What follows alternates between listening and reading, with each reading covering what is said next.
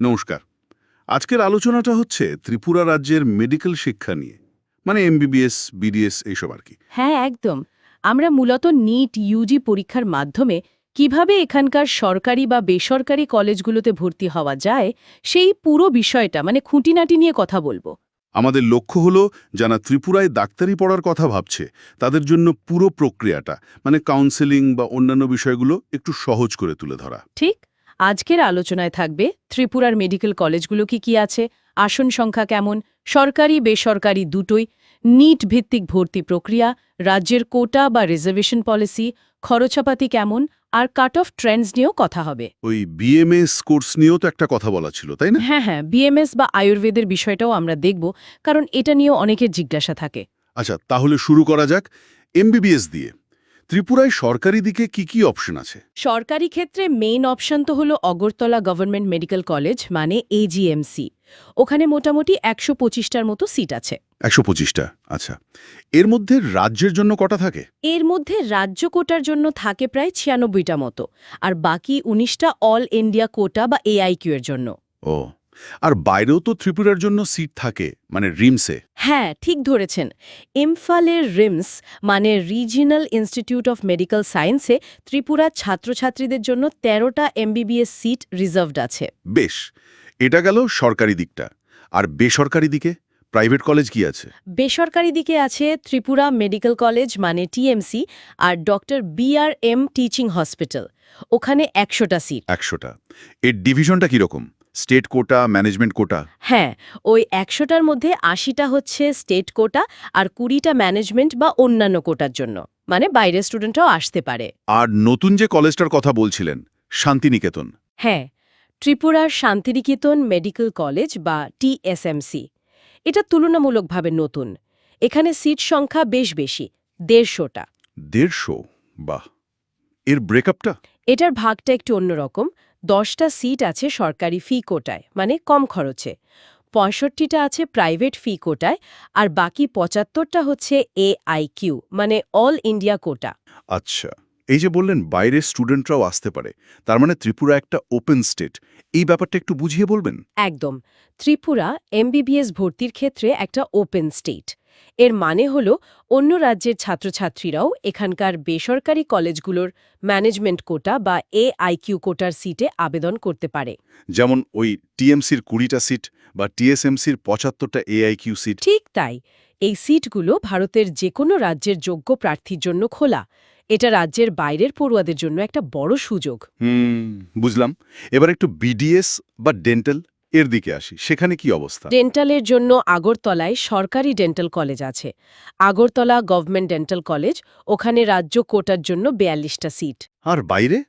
যেমন রিমসের মতো। হ্যাঁ, গুয়াহাটির রিজিনাল ডেন্টাল কলেজেও ত্রিপুরার জন্য ৭টা বিডিএস সিট রিজার্ভ করা আছে। আচ্ছা। কিন্তু ওই যে বিএমএস বা আয়ুর্বেদের কথা বলছিলেন? হ্যাঁ, এটা একটা খুব জরুরি পয়েন্ট। ত্রিপুরায় কিন্তু এই মুহূর্তে কোনো সরকারি বিএমএস কলেজ নেই। নেই? তাহলে যারা বিএমএস পড়তে চায়? তাদের রাজ্যের বাইরে যেতে হবে, অথবা যদি কোনো বেসরকারি প্রতিষ্ঠান থাকে সেখানে চেষ্টা করতে হবে। সরকারি অপশন নেই। ওহ! এটা তো একটা বড় সমস্যা। অন্যান্য AUS কোর্স, মানে বিএচএমএস বা বিউএমএস? সেগুলোর ভর্তিও নিট ইউজি স্কোরের ভিত্তিতেই হয়। তবে আমাদের কাছে যে তথ্য আছে তাতে এই কোর্সগুলোর জন্য নির্দিষ্ট কলেজ বা আসন সংখ্যা নিয়ে বিশেষ কিছু বলা নেই। মানে ফোকাসটা মূলত এমবিবিএস বিডিএসেই বেশি। বুঝলাম। তাহলে মূল ফোকাস এমবিবিএস, বিডিএস আর সরকারি বিএমএস নেই। আচ্ছা, এবার আসি ভর্তি প্রক্রিয়াটায়। নিট পাশ করা তো প্রথম ধাপ। রাজ্য কোটার জন্য আর কি লাগে? হ্যাঁ, নিট ইউজি তো পাশ করতেই হবে। রাজ্য কোটার মানে 85% সিটের জন্য প্রার্থীকে ত্রিপুরার পার্মানেন্ট রেসিডেন্ট হতে হবে। পার্মানেন্ট রেসিডেন্ট মানে? কম করে ১০ বছর। তার প্রমাণপত্র দেখাতে হয়, অথবা কিছু ক্ষেত্রে সরকারি কর্মচারীর সন্তান হলেও হয়। তার নির্দিষ্ট নিয়ম আছে। আর বয়স অন্তত ১৭ বছর হতে হবে, বছরের ৩১শে ডিসেম্বর অনুযায়ী। আর কাউন্সেলিং কারা করায়, মানে স্টেট কোটার জন্য? স্টেট কোটার কাউন্সেলিং করে ডিরেক্টরেট অফ মেডিকেল এডুকেশন মানে ডিএমই ত্রিপুরা। ওদের ওয়েবসাইটে dme.tripura.gov.in বা trmcc.admissions.nic.in সব তথ্য থাকে। আর অল ইন্ডিয়া কোটার 15%? ওটা সেন্ট্রালি হয়, মেডিকেল কাউন্সেলিং কমিটি বা এমসিসি করে। আচ্ছা, এই কাউন্সেলিং প্রক্রিয়াটা সাধারণত কখন হয়? একটা আনুমানিক টাইমলাইন যদি বলেন। সাধারণত নিট রেজাল্টের পরেই শুরু হয়। মানে ধরুন, যদি 2025 সালের কথা ভাবি, জুলাইয়ের একদম শেষে বা অগস্টের শুরুতে রেজিস্ট্রেশন শুরু হতে পারে। যেমন 30শে জুলাই থেকে 3 অগস্ট। আর চয়েস ফিলিং? সেটাও প্রায় একই সময়ে চলে। ধরুন 31শে জুলাই থেকে 4 অগস্ট। তারপর মেরিট লিস্ট বেরোয়, সিট অ্যালটমেন্ট হয় অগস্টের প্রথম সপ্তাহের পর, আর ভর্তি প্রক্রিয়াটা অগস্টের মাঝামাঝি শেষ হয়, মানে 9 থেকে 12 অগস্টের মধ্যে। কি কি ডকুমেন্ট রেডি রাখতে হয় এই সময়? মেইনলি তো নিটের অ্যাডমিট কার্ড, স্কোর কার্ড, 10+2 বা উচ্চ মাধ্যমিকের মার্কশিট, ডমিসাইল বা স্থায়ী বাসিন্দার সার্টিফিকেট। আর কাস্ট বা অন্যান্য সার্টিফিকেট? হ্যাঁ, caste certificate, SC/ST, EWS certificate যদি প্রযোজ্য হয়, PWD সার্টিফিকেট যদি লাগে, এক্স সার্ভিসম্যান কোটার জন্য WSM সার্টিফিকেট, আর অবশ্যই রিসেন্ট পাসপোর্ট সাইজ ছবি। এগুলো সব হাতের কাছে রাখতে হবে। এবার একটু রিজার্ভেশন পলিসি নিয়ে কথা বলি। ত্রিপুরারটা নাকি একটু অন্যরকম। হ্যাঁ, ত্রিপুরার রিজার্ভেশন পলিসিটা বেশ ইউনিক।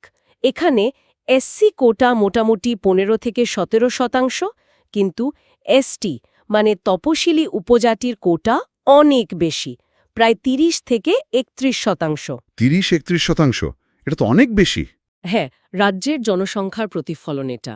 এছাড়া EWS কোটা 10% আর PWD কোটা 5%, এটা হরিজন্টাল। আরেকটা আছে WESM বা প্রাক্তন সেনাকর্মীর সন্তানদের জন্য 2%, এটাও হরিজন্টাল। আচ্ছা, ওবিসি রিজার্ভেশন নেই? না, ত্রিপুরা রাজ্য কোটায় ওবিসিদের জন্য আলাদা করে কোনো রিজার্ভেশন নেই। তাদের জেনারেল বা UR ক্যাটাগরিতেই কনসিডার করা হয়। এই এসটি কোটাটা তাহলে ভর্তির ক্ষেত্রে একটা বড় ফ্যাক্টর। অবশ্যই ক্যাট অফের প্রভাব দেখা যায়। এবার আসি খরচের কথায়। সরকারি আর বেসরকারি কলেজের ফিতে তো বিশাল পার্থক্য হবে। সে তো বটেই, আকাশ পাতাল তফাৎ। সরকারি কলেজ মানে AGMC-তে খরচ খুবই কম। AIQ কোটাটাও বছরে টিউশন ফি 75,000 টাকার আশেপাশে। ভর্তির সময় সব মিলিয়ে লাখখানেকের একটু বেশি লাগে হয়তো। স্টেট কোটায় আরও কম হওয়ার কথা। বাহ! আর বেসরকারি, যেমন টিএমসি? TMC-তে বার্ষিক খরচটা প্রায় 8.5 লক্ষ টাকার মতো হতে পারে, মানে পুরো কোর্সে বেশ অনেকটাই। আর ওই নতুন কলেজটা টিএসএমসি, ওটার খরচ তো শুনছি অনেক বেশি। হ্যাঁ, TSMC-র খরচটা বেশ, মানে যাকে বলে বিপুল। পুরো কোর্স শেষ করতে প্রায় 90 লক্ষ টাকা লেগে যেতে পারে। 90 লক্ষ?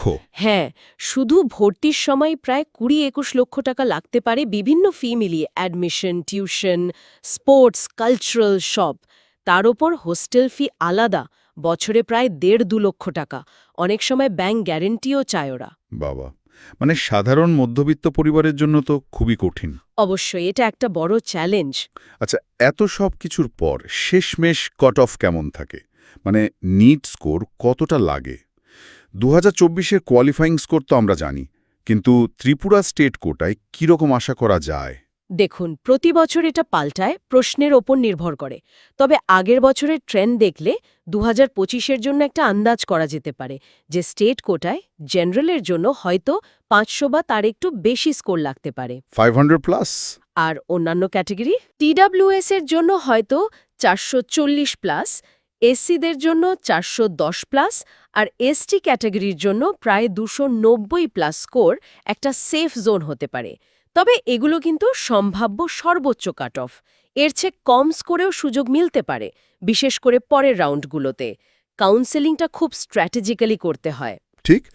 তাহলে সব মিলিয়ে যা বুঝলাম, ত্রিপুরায় সরকারি MBBS সিট কম, বেসরকারি অপশন আছে, ওপেন স্টেট হয়, বাইরের পড়ুয়াদেরও সুযোগ আছে, কিন্তু খরচ বিরাট। সরকারি ব্যামস কলেজ নেই। একদম। সফলভাবে ভর্তি হতে গেলে ভালো নিট স্কোর তো লাগবেই, তার সাথে রাজ্যের রিজার্ভেশন পলিসি, কলেজগুলোর ফি স্ট্রাকচার আর কাউন্সেলিং প্রক্রিয়াটা ভালো করে বোঝা দরকার। এখন প্রশ্নটা হলো, এই যে নতুন বেসরকারি কলেজ হচ্ছে যেমন TSMC, তাতে কি রাজ্যের ছেলেমেয়েদের সুযোগ সত্যি বাড়ছে, নাকি আকাশ ছোঁয়া খরচের জন্য সেটা নাগালের বাইরেই থেকে যাচ্ছে? ত্রিপুরার মেডিকেল এডুকেশনের ছবিটা কোন দিকে যায় সেটাই দেখার। হয়তো আরও সরকারি উদ্যোগ বা ফি নিয়ন্ত্রণে কোনো ব্যবস্থা নেওয়া হতে পারে। সেটাই, দেখা যাক কি হয়। আজকের মতো এখানেই শেষ করা যাক। হ্যাঁ, নিশ্চয়ই।